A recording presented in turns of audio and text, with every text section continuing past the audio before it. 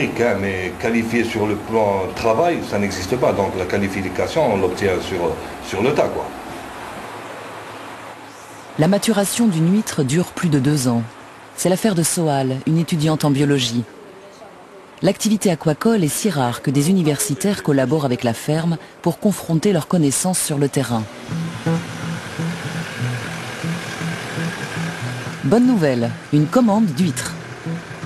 Ça n'arrive pas tous les jours.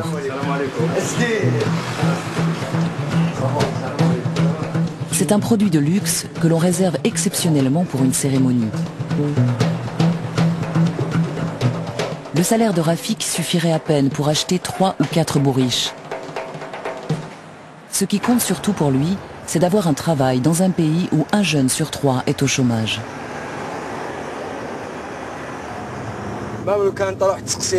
Si tu demandes à n'importe quel jeune...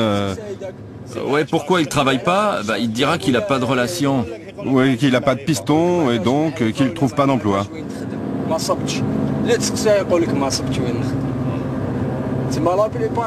La plupart des jeunes bricolent à droite, à gauche, font du business avec des portables.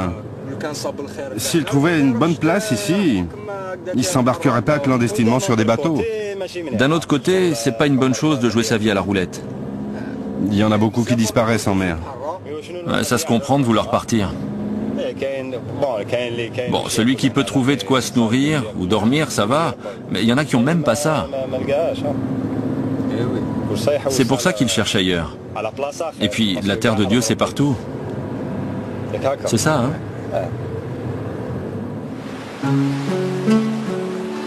De plus en plus de jeunes tentent de traverser une mer qui ne les nourrit pas.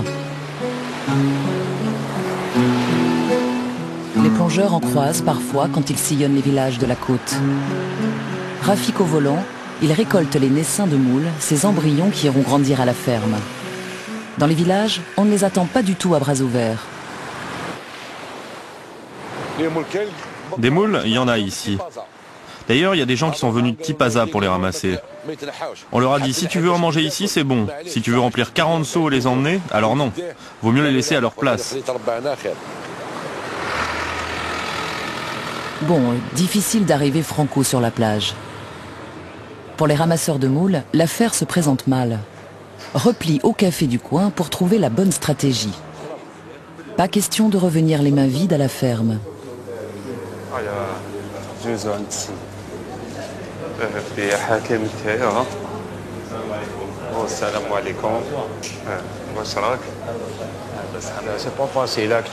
C'est pas facile. Regarde, on vient d'arriver et c'est comme la dernière fois. On était venu prendre des moules et ils nous en ont empêchés. Cette fois-ci, on est venu voir le patron du café, qui nous trouve 2 ou 3 gars pour faire le travail. On les paiera. Le patron nous conseille de descendre sur la plage et d'aller voir quelqu'un en particulier.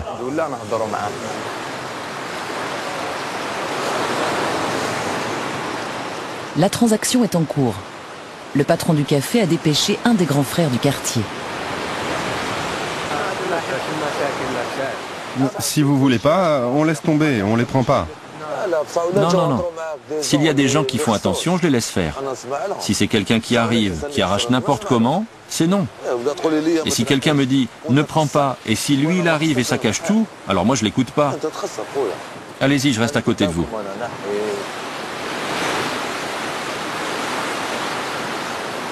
Marché conclu. Une collecte de bébés moules pour la ferme contre un petit boulot de vigile. Il paraît que la pêche aux moules et l'élevage des fruits de mer, c'est beaucoup plus simple ailleurs. C'est un pari, mais c'est pas un pari qui est fou. En Tunisie, il y en a, au Maroc, il y en a, et pourquoi pas en Algérie. Donc c'est vrai que c'est une phase d'expérimentation, mais qui est nécessaire.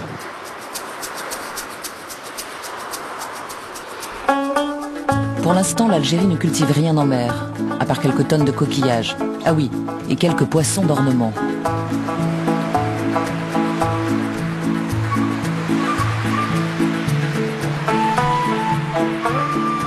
Aujourd'hui, Kamel n'est plus seul. Une autre ferme a ouvert et plusieurs projets ont été déposés dans les bureaux du ministère.